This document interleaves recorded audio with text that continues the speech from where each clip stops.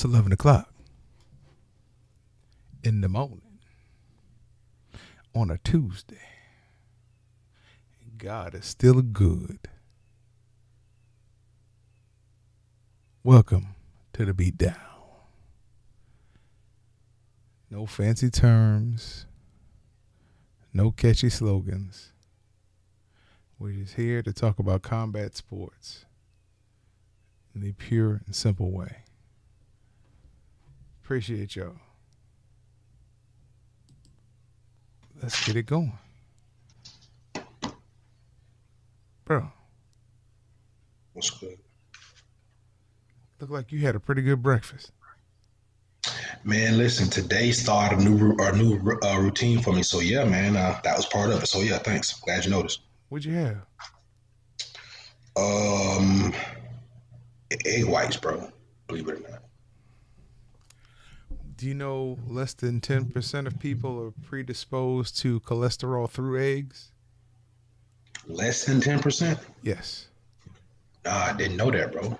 Right. It's every time they need to sell something medication wise, they bolster it up. So, in Europe for decades, bro, I would say actually over a century, if you were a burn victim, they would give you 25 boiled eggs a day because it helps build the skin from the inside out. So I guess I just found me a new dietitian, bro. But you gotta work for free. Well, since I really don't look like the product I sell, I guess I'd have to. There we go. All right. Let's make a deal, baby. Whatever. I always lose in these deals, but we'll be right back.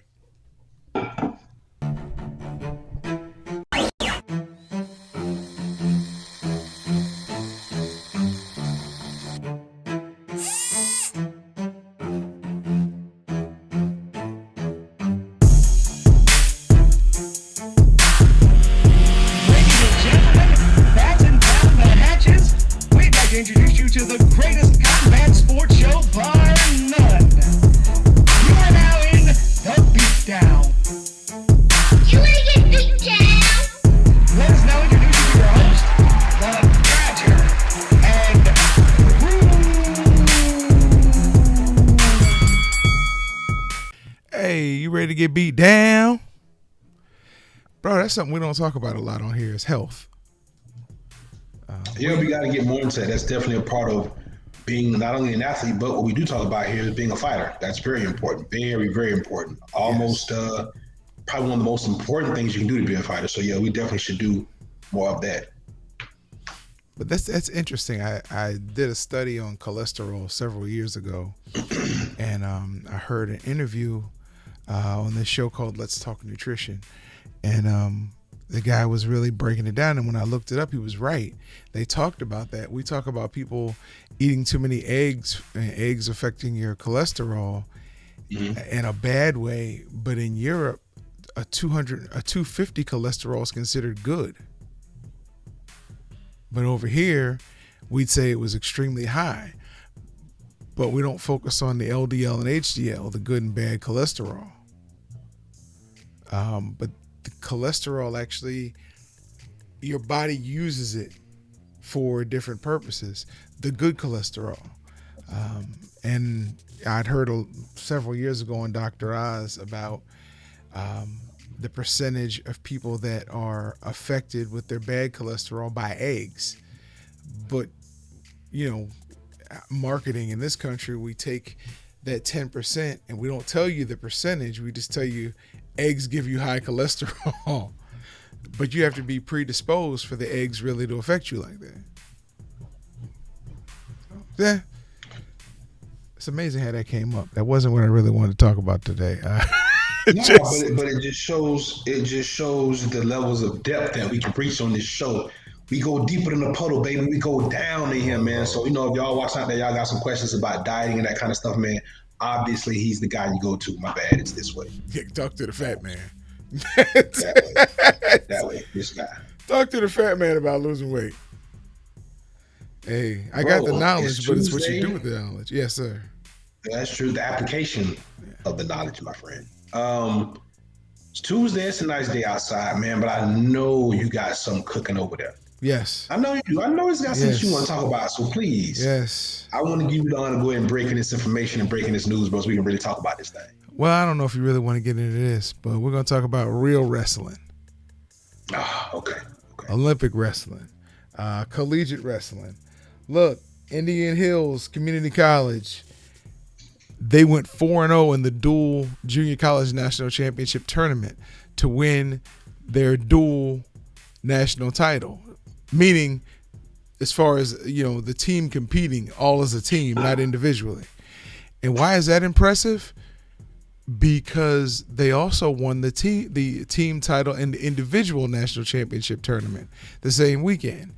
And the women won the national championship tournament, or junior college national championship tournament.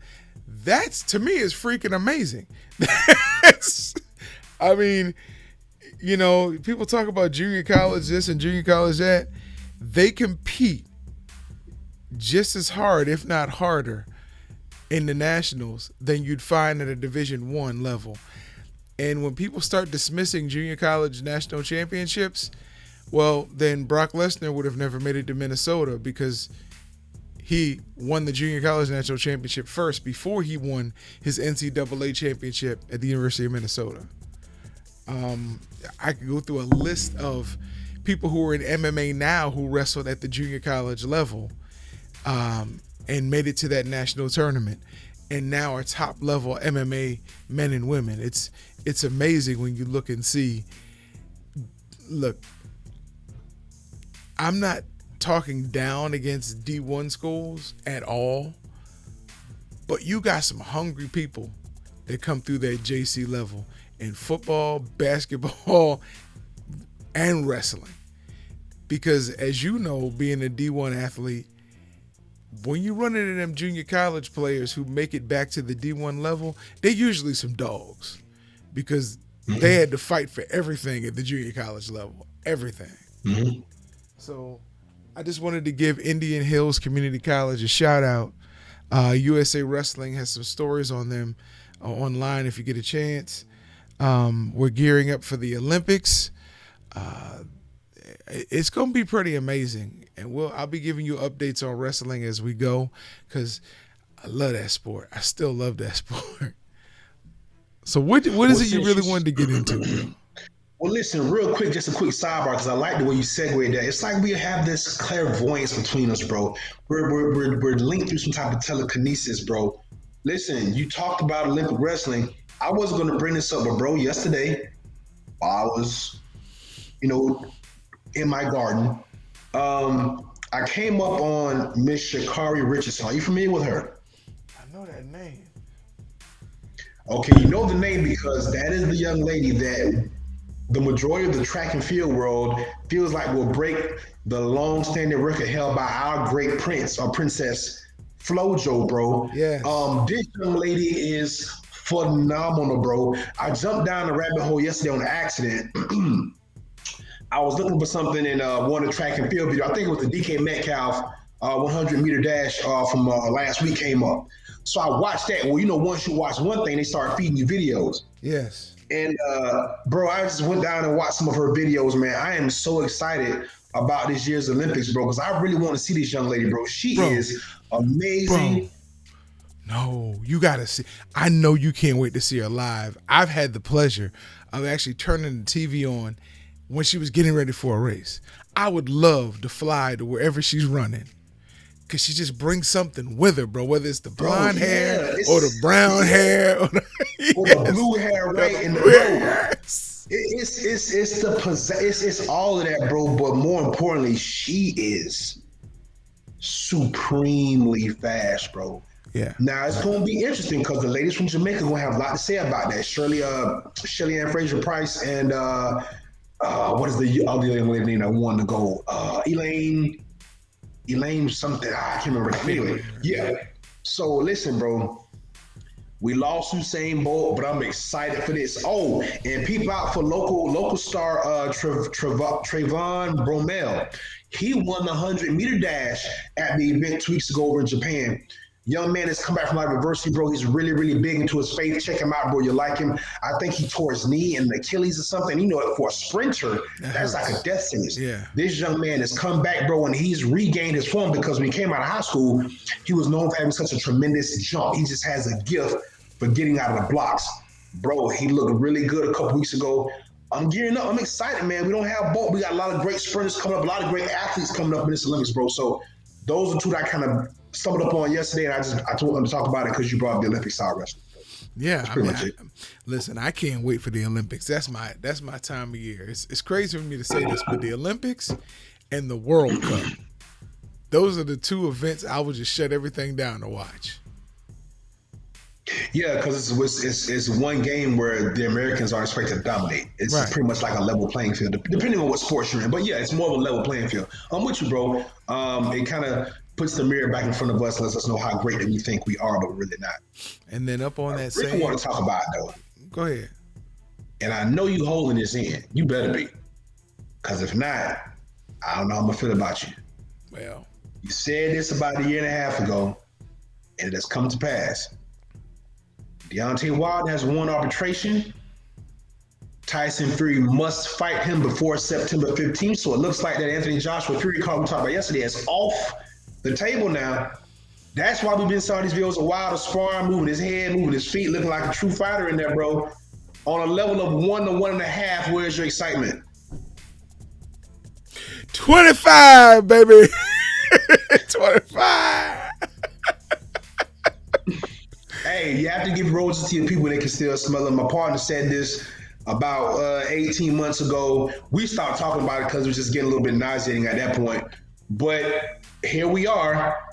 It looks like this fight is going to happen now. The only thing I can see happening, which I doubt it will, is for them to try to give Wilder some step aside money and then give him the winner of Fury Joshua. I don't really see that happening because I think Wilder really wants to beat Tyson Fury. So I think this fight is going to happen, bro. And look, Fury should have already been ready. Listen, this is what I tell people all the time. When you start hearing a lot about these things, the plan is already in motion. The fix was in on this, I feel like, once we saw Tyson Fury back in the ring and he started really talking about fight. Because we haven't really seen Joshua in the ring, have we? We've seen him working out. We haven't really seen him in the ring. We've been seeing Fury showing up at other people's camps, jogging, working out. We just now getting new footage of Wilder. So I think both sides kind of knew this was going to happen. They used Joshua to help build up a little more support, a little more pizzazz for the fight. And now we right back where we started, bro. Low key on a scale of 1 to 1.5, since you overshot your stuff, I'm gonna go 1.25 right down the middle, just because I can't give it another 0.05% until I see the fight actually contractually made. You mean another 0.25%? What I said, 0.05? Yeah. 0.25. So Great old fluent education system. Hey, I'm a valedictorian of the 5th grade, and I drove there. Honestly, it was still not. It wasn't guaranteed that he was going to win arbitration, and it wasn't guaranteed that they were going to force. Because arbitration doesn't mean Fury has to fight Wilder. We talked about that back around October. #Watch the Pod. It doesn't mean that he has to fight him. I'm just glad he will fight him. I'm glad that Fury is going to fight Wilder. Now, Wilder, you got to do your part. You got to come in and you got to knock him out. You're not going to outporn him. It's not going to go to the judges and they're going to say, well, Wilder's boxing IQ just rose 150 points and he was able to outfox Fury. You got to knock him out. And I'm going to watch the fight. I can't wait for it to be announced. I can't wait for the location. Hopefully my partner can talk to some of his friends and we can get on the personal jet and go to the fight.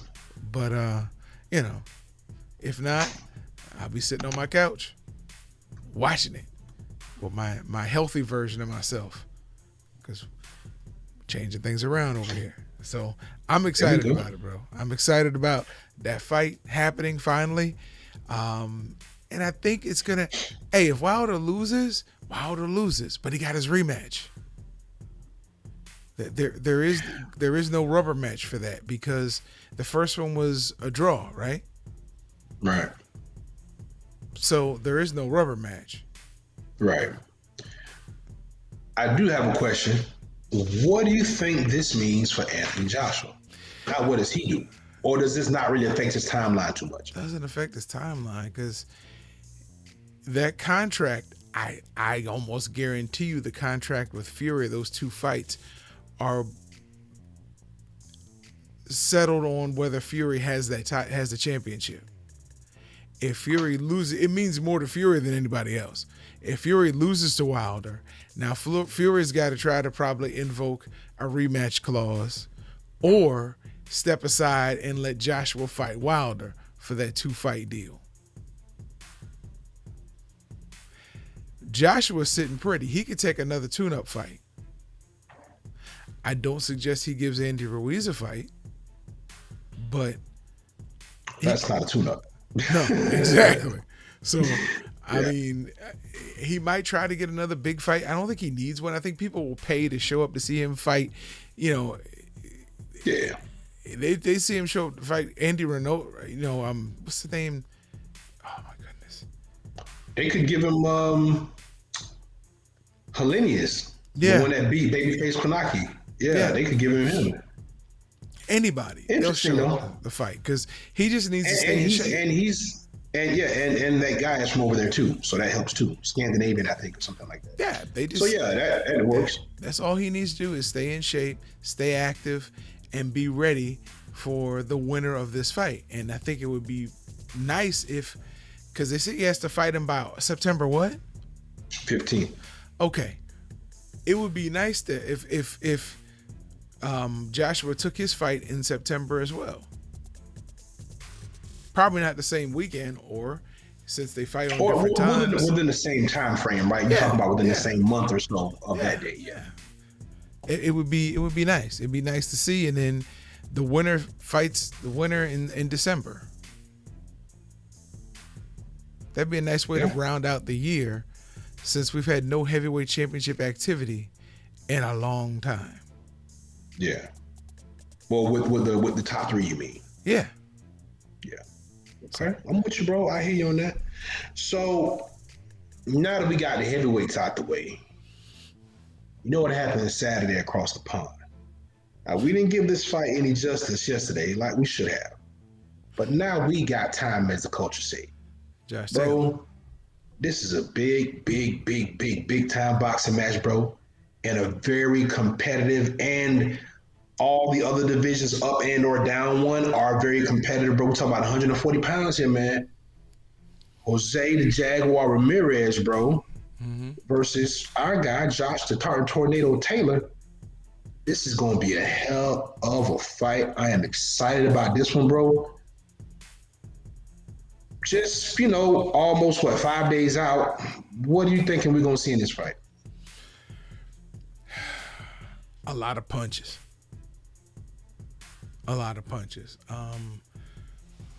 We really saw how skillful Josh Taylor was against Rougarou. To me, it was a good exhibition of his skill, and he's gotten better. Believe it or not, you get better with work. Right. I honestly can't wait. It's gonna be one of those fights. It's gonna be a really good fight. I don't think there's gonna be any downtime, any people taking rounds off. These guys just seem like they're coming to fight. I don't know if we're gonna get a stoppage in there, but I do know it's not gonna be a boring fight. What's your take on it? Well, this is a big deal, not because of just how skillful these two guys are and their styles, which is, like you said, is going to make this fight even all the more compelling. Bro, this is unification belt. This is for all the straps. I think Josh Taylor has the WBA and the IBF, and Jose has the green belt in the WBO. Yeah, the red belt. Yeah. So, yeah, bro, this is for all the marbles. You know what? You brought up the fight against Josh Taylor and Regis Prograis, and here's my concern with Josh Taylor going into this fight. He gets touched. Yeah. He gets touched. Now, Regis was not able to hit him with consecutive punches. Like I didn't see him running off combinations or doing a lot of heavy body work. From what I remember of the fight, this is the same weekend we were in PA for the Lubin Gallimore fight, so my memory's a little fuzzy. But from what I remember of watching that fight, I didn't like Regis's defensive posture. I thought he kind of kept his head on the line a lot. He wasn't really moving his head. He had his hands down a lot. Okay. He was getting thoroughly outboxed to the point where he just tried to turn it into a fight because he was down so far in the cards. He kind of had to just not necessarily go for broke, but he was just willing to just eat more shots to try to land some big shots. And those big shots never really came. He did touch Taylor. He did touch him pretty well, but I don't know how many times he hit him and he hurt him. I think there may have been one or two points in the fight where he might have gotten some really good shots, but all in all, he was just thoroughly outboxed. The problem with Josh Taylor fighting in that particular manner is that Jose Ramirez is a really big 140. Jose Ramirez almost might be a natural 147 pounds, to be completely honest with you. He's going to be putting a lot of pressure on Taylor coming forward. And he's going to work the body a lot.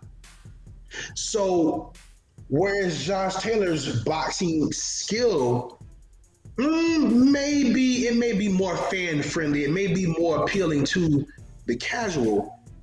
Look for Ramirez to kind of fight in a true Mexican style, but really going to the body and being the bigger and probably physically stronger guy in the ring on Saturday, bro.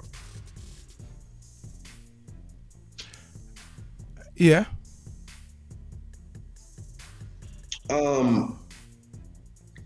I was looking at the list of most recent opponents, and both guys have a couple of common opponents in there. Well, really just one. I'm sorry. They both fought Victor Postol. Victor Postol is most notably known for being a victim of Terrence Crawford. But someone that gave Crawford a little bit of a struggle early on in the fight. I think he was one of those guys that kind of set the narrative that if you get out on Bud Crawford early, you might have a chance. So, you might get out maybe 1 or 2, 3 rounds up, and then he kind of starts to dial in and pick you apart. So that was Victor Postol's claim to fame as far as the casual fan knowing who he was. Victor Postol fought Jose Ramirez. And I remember watching this fight. I thought that Postol probably made a good case to win that fight. Yeah. I did. I thought Ramirez, if this is the right fight, I want to see Ramirez came in and he just looked kind of heavy. He didn't look very good. But what he did was he was able to apply consistent and constant pressure the entire fight. So there were moments in the fight, especially as you got to the back end of the fight, where he started to kind of wear down Victor. But I still don't know if he did enough to win that fight. So with that being said, that is an issue that could show up for Ramirez. He's liable to, be a little heavy, or he may not, just that weight thing is touchy, and we'll see how that looks on Friday at the weigh-in. But when Josh Taylor fought, it was just a boxing clinic. We saw Josh Taylor stop Ryan Martin. We're familiar with Ryan Martin. Yeah. And Ivan Baranchik. But look, we've also seen Jose Ramirez beat Amir Iman. Remember, he knocked Amir Iman out? We didn't know that came out of nowhere because we thought Amir Iman was, going to bounce back. No, he got rid of him. He beat Mike Reed, a DMV fighter, a very quality fighter. He beat Mike Reed. Then he beat up Maurice Hooker. I watched that fight. And then the fight against Victor Postol. So we're talking about, legitimately two of the best in the world, and especially the two best in this division. They got all the straps. They've beaten the who's who in their division. But I'm wondering, bro, if you're Jose Ramirez and you win this fight, do you try to entice a fight with Teofimo Lopez, where you have two undisputed champions in two different weight classes, and make that a mega fight, or do you vacate as undisputed and go into the 147 and get the bigger fights for Earl Spence and those guys up there? You get the money while you can, then you go up. Well, he will already have the money because he's cleaned out his division. Now, if he can get a guy from a small division That's to what come I'm talking up, about. You well, you clean out the division, and then you make that super fight for some people, considering a super fight, with Lopez. You beat Lopez, then you vacate 2 sets of belts, and you go up. Now you're an undisputed champion at 135, 140. It brings a little more clout into your 147 reign. okay, that could be a thing, maybe. All right. I mean, it's all about the resume. Pacquiao would have been just as great, but would he have been as great without all those divisions he cleaned out or he won titles in? No. I get it. I'm just trying to think of. But would Lopez want to take that fight? Right. That. But like you said, if you striving to be great, and listen, this is the thing. Both of these guys are transitioning. We know Right. Tiffany was going to 140. We know that, and we know that Jose Ramirez is going to 47. So Let me ask you a question before you go any further. If Teofimo never defends those titles, is he truly the champion? Or did he just have one good night? he's had about 3 or 4 good nights because he won all those belts in one shot. So he beat a few champions to get those. But yeah, he's still legit. I mean, look, it's undisputed, man. That's like going 16-0. I don't care if you had the softest schedule. That means you got up every. Here we go. I'm sorry. If you now go 17-0, I don't care if you got the sorry schedule in the league or if you win all your games and you playing the doormat of college football. Man, listen, there's something to be said for coaching and for discipline to get your team up every week to win a game. That's why going undefeated is so hard at any level. So, yeah, it still counts for something. I got you. Hey, Charles Oliveira just won the championship, correct? The lightweight title. A couple days ago, sure did. Why is he saying it's not out of the question for him to go down to featherweight and compete again? Bro, I heard that. I saw that, and that was interesting. Listen, you want to hear something? I like to see him do it. I like to see him do it. If he can cut the weight, I'd like to see him do it, bro. Because the guy that I saw in there Saturday,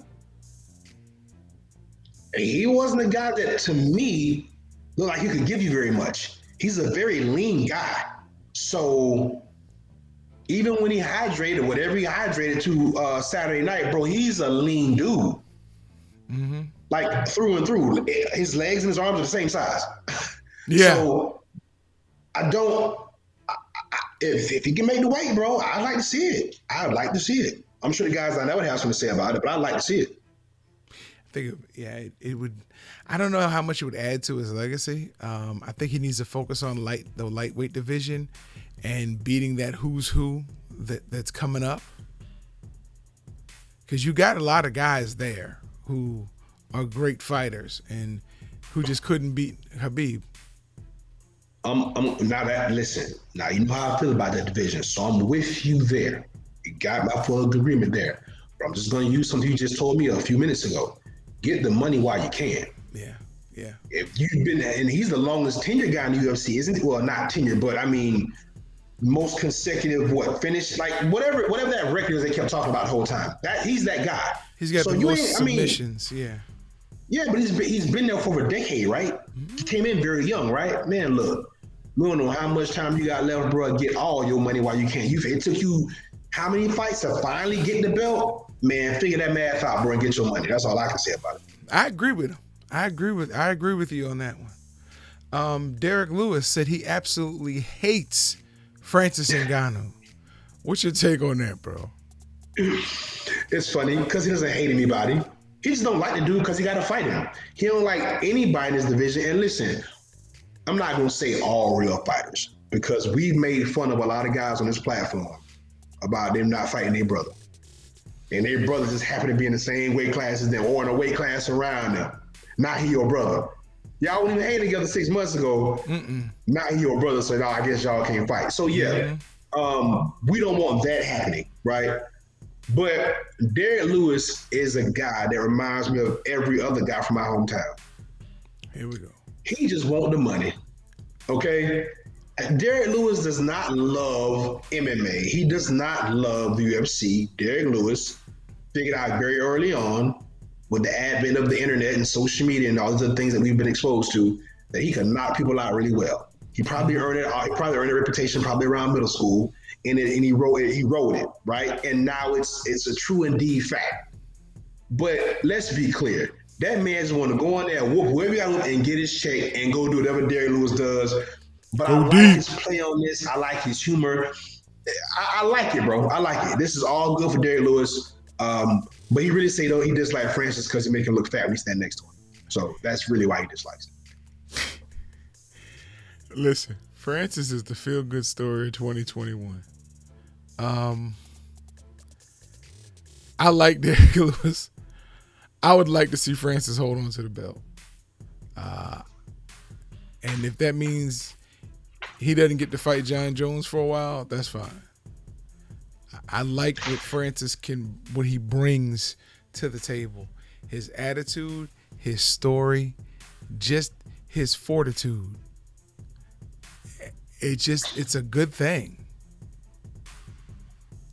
I mean, yeah, if you want to get, sentimental about it all, but the fact of the matter is, I think the real reason why you want Francis Ngannou to hold on to the belt is because you don't think that anybody else outside of Derek Lewis and John Jones could beat Francis Ngannou. So if he don't have to fight either one of them, he keeps the belt. I like what you think. Here's why I don't like it. Because I want to see Francis really fight this time because he didn't do anything in the last fight, and Derek Lewis was pissed.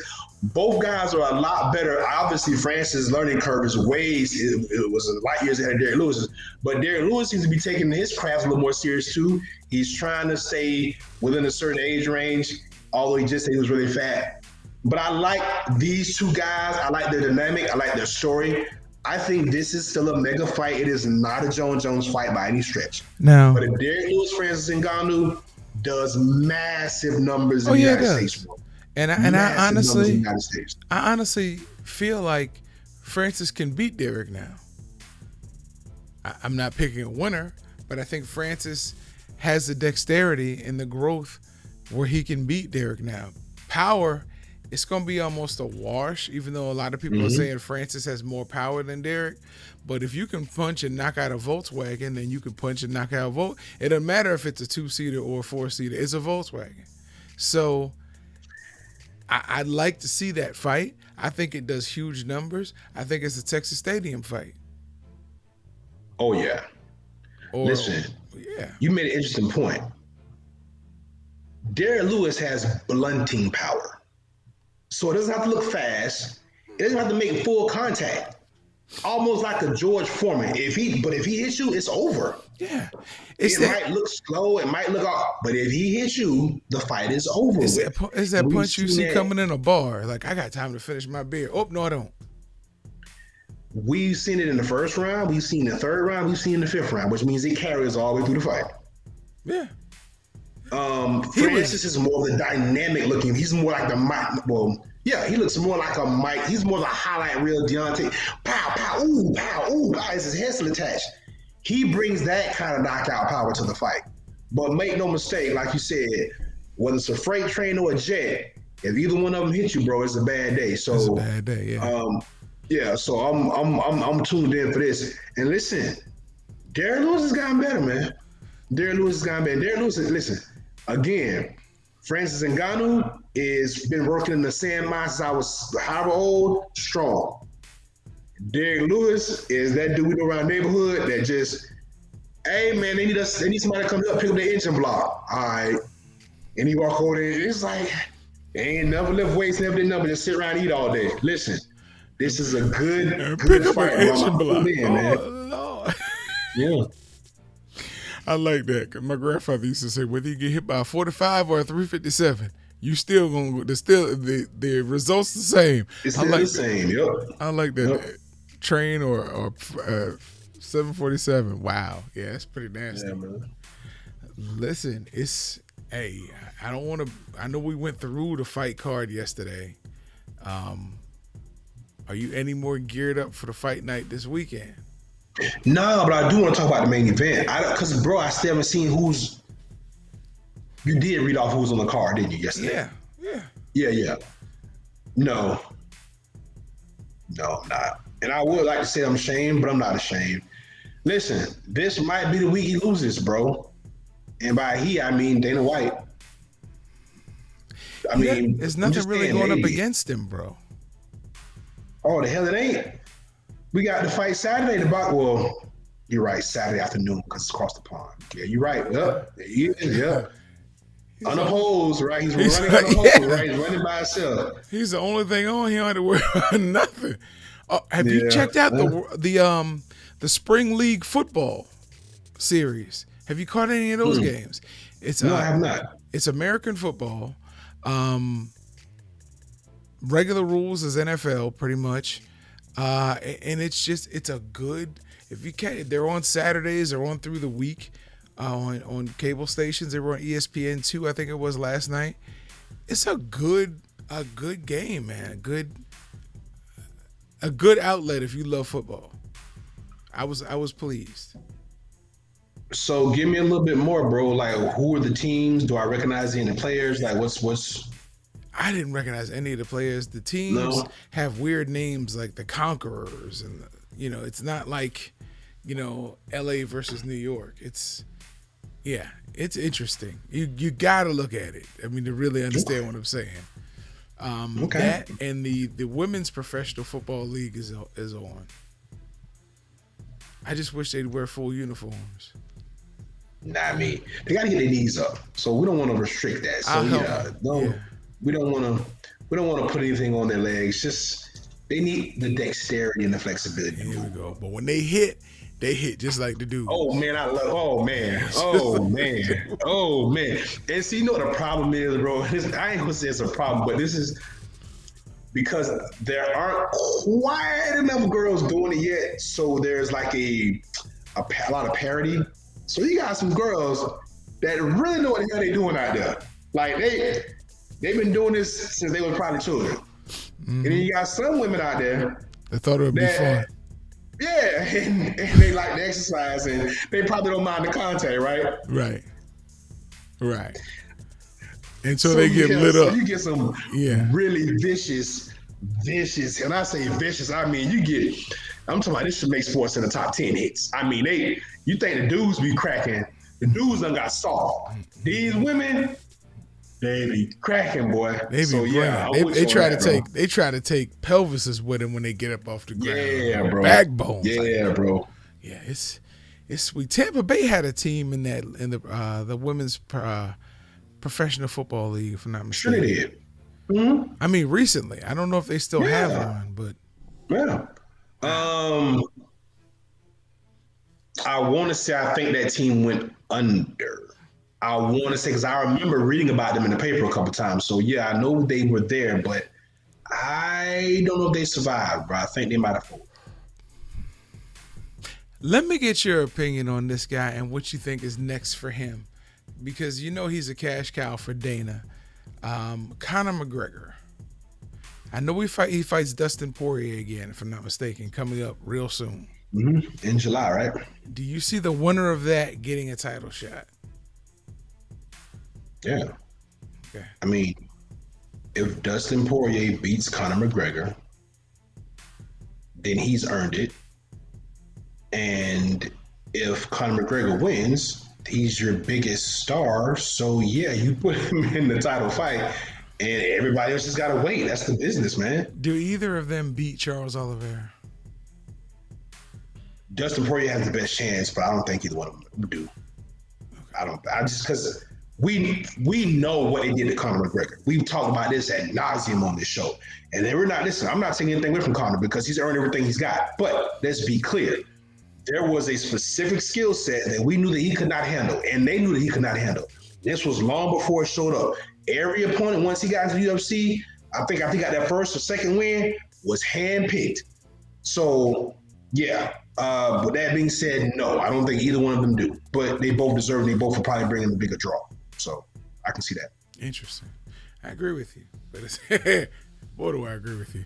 But it's going to be interesting to see how long Oliveira goes on this run. Yeah, I'm pulling for him. I mean, it's a feel good story. It's a story of perseverance. And look, by all accounts, bro, he a badass. We don't watch in the last couple fights. Yeah. This fight showed me more than any other fights because this dude should have been knocked out, but it had the wherewithal to get safe, stay safe, and came out and said, "Okay, this is what we're doing. So we're gonna stand up and box. Let me get my hands in a little bit and keep everything short. And when he throw that jab, I'm coming right behind it." And then once he hurt him, he finished him. Like, he didn't get a chance. He didn't get a reprieve. He didn't get to sit down and take a breath. He didn't get to call a timeout. He clipped him, and when he was wobbling, he finished him. So, yeah, I'm all in on him, bro. It was a very good feel-good story for Charles Oliveira. It messed up Dana White's summer. Expound on that before we go up against it, because you've mentioned that a time or two before, and I know where you're going with it, but just in case people at home, go ahead and dig a little bit deeper on that. Dana White brought Michael Chandler here because he is the all-American dude. He looks it, he talks it, he walks it. Dana finally got him over to the UFC. How many Americans do you see coming in wearing the flag? Not many. Hardly any. Wow, hold on, wait. Don't drive by that just so quick. Give me a second. Oh, man, bro. I think the only time I've ever actually seen the flag, bro, was if it's someone that's here from another country, they want to represent their country as well. Right. So I've seen the Mexican-American fighters come out with the two flags. I've seen one of the Puerto Rican fighters have two flags. But yeah, just an American with a flag, yeah, you might be on to something, bro. I don't know if in a recent memory, especially if I recall seeing that. It's marketing 101, because had he beaten Oliveira like they were planning on it, it would have been him. He's already called out Conor McGregor. If McGregor ekes out that victory against Poirier, now you've got the snooty Conor McGregor walking around in his three-piece suits. Looking sharp, by the way, with his proper number 12. He's all Ireland. He comes in with the Irish flag against the All-American Michael Chandler. And that'll be a hell of a fight because they got the same type of fighting style to a degree. Exactly. That was going to be the mega fight coming up probably in August or September. True 50-50 fight, probably. Maybe give him the edge to Chandler because he seems to be a little more twitchy, a little more athletic. But yeah, Yeah, it would have been a great. Dana had already pocketed that money, buddy, because he knew what the pay-per-views were going to look like on that. They could sell that fight to anybody. I mean, you would have seen that commercial being run at state fairs around the country, just to make sure the right people bought that pay-per-view, because it was big money. It was big money. Yeah, definitely big money. So when Michael Chandler took that L, Dana was like, duh. He couldn't say it outwardly, but I guarantee if you looked at his face, Dana was thinking about all that money down the toilet. Because you're not going to get, even if you have Oliveira McGregor or Oliveira Poirier, you're not going to get that same big fight as you would with Chandler McGregor. That just, it screams beer and yelling at your TV. So, might be on something, bro. Not now. It's done. Because Chandler. No, I mean, it's a concept, just a thought like that. Where you went with it, I can see that. Chandler's got to go back down to the drawing board and work his way back up. He'll most likely stay in the top 10, but. Yeah, no, I ain't gonna put him out of top 10. But now that product is a little dusty. So he's gonna have to earn his way back, and it ain't gonna be quick. He's gonna have to probably take 3 fights, bro, before he gets back. I was gonna say he's 35. He'll get 2 fights probably by the end of the year, or at least one good one by the end of the year. Yeah, he'll get 4 years over, right? But it'll be like Robert Whitaker when he lost to Izzy. Yeah. Yeah. If it wasn't for the time, but I see 3 fights though. He's got to get 3 wins under the belt to bring it back. I say 3, possibly possibly 2 if the second one's against somebody in the top 5. But we'll be watching. People will be watching for that though. Because that wouldn't be right either. It's like, how you gonna do? Because they'll see what you're doing. You're trying to set that play right back up. But we'll see, bro. Listen, now good thing Michael Chandler, he talked a good game. He's been here before. He's been down. He's been out, but he's never been this age doing it. Right. Right. Not that he was any other time. What I'm referring to is he doesn't have youth or time on his side. So whatever he's doing to keep all that athleticism, he better try to do it double time, because ain't no telling when that clock strikes, and and once you start getting 35, 36, it can happen at any given moment. Especially when you've been doing as long as he has. That's a lot of wear and tear from collegiate wrestling to not Pride, but whatever he went in, and then from there to Bellator, and then it's been a lot. So, and he's been beaten a few times. So it ain't like it's not like he's got like tread on tires. He ain't a new car off the lot. He's got some miles on that thing. So it's just like what happened with Amanda Nunes. The light came on, and he realized his best style and how to start beating people. And that's what happened. But he's been beaten a few times, but he's run off some strings, especially in Bellator. Yeah. So this is gonna be interesting. It was gonna be interesting. I mean, he bet on himself, and you kind of like to see people do that. But you know what the flip side is?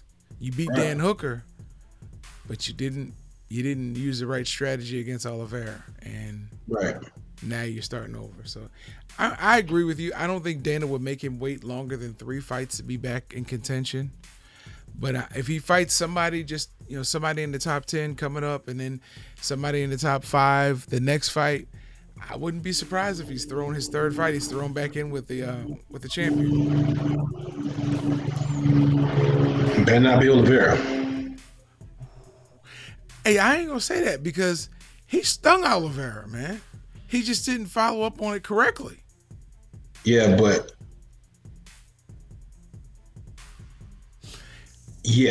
Before you finish that, you've been in the boxing ring before. Even in sparring, you've boxed, right? Yes. You've been shaken with a punch before. Yes. One of two things happen when you get shaken with a punch. A, you look for a way out, or two, B, you remember your fundamentals and you pull it in tight, and you like, okay, I got to get through this. I got to get everything, the spider webs out of my head, but I know how to do this by pulling it in tight and getting back to my fundamentals. It's just like a football team who is supposed to win and the other team goes up early. They go back to their fundamentals. If they're successful, if they're a running team, they block like they're supposed to, they run the ball. If they're a passing team, they block like they're supposed to, they pass the ball. Everybody gets back on the same page. In fighting, it's the same way. So I believe what Oliveira was able to do was, when he got rocked during the first round, I don't know if his head was completely clear coming out in the second round, but he knew what he had to do. He knew he had to get back to fundamentals. I can't give him openings to hit me like I did before. I'm going to stay in tight. I'm going to throw straight punches, and we're going to see what happens. Oh, look. Now he's shaking. Right. So, and the reason why I was about to say that was because Oliveira won the fight the way that Chandler would have had to win it. That's the only reason why I said it better not be Oliveira again, because the only way that we thought Chandler could win this fight was on the feet. Right. So, and he's tasted your power, and it is real, but it didn't knock him out, which means now he's like, okay, he can hurt me, but I can take that. I can take that out. I don't want to get hit with it now, and I dang sure can't get hit with it consecutively, but I can take that. I can take one of them punches. Yeah. So I think that's why I kind of said what I said, but yeah, you're right, bro. When you feel like you can take somebody's power, you've tasted it, and it should have knocked you out, and it probably would have had the right technique been followed afterwards. But in your mind, you're like, I could take chances now. So that could work against Oliveira in the second fight. Yeah, it could. I just think he's that much more of a better boxer than Chandler. That's all. Yeah, it looked like it. Chandler's not a boxer. He's a striker. Right. Chandler's a pure striker. That's it. There you go. They've never seen. Yeah, there's a huge difference. He's a wrestler who learned how to be a good striker. Yeah. Or a great striker, but a good boxer beats a great striker. Yeah, every time. Every time. And when your other skill sets match up, you're a better submission artist. So he doesn't really want to take you down. Yeah. Yeah. So now you can really box the crap out of him. I'd like Yeah. to see the second fight. Yeah. It's worthy of a rematch. Just don't know if we'll see it. Right. All right, bro. So I guess we're up against it. Yes, sir. Shout out to my wife. She's home with me today, so it's a good day. It's a good day. Shout out to my daughter, who asks a lot of questions because she's my daughter. Dude, I just love that child so much. Shout out to my mom.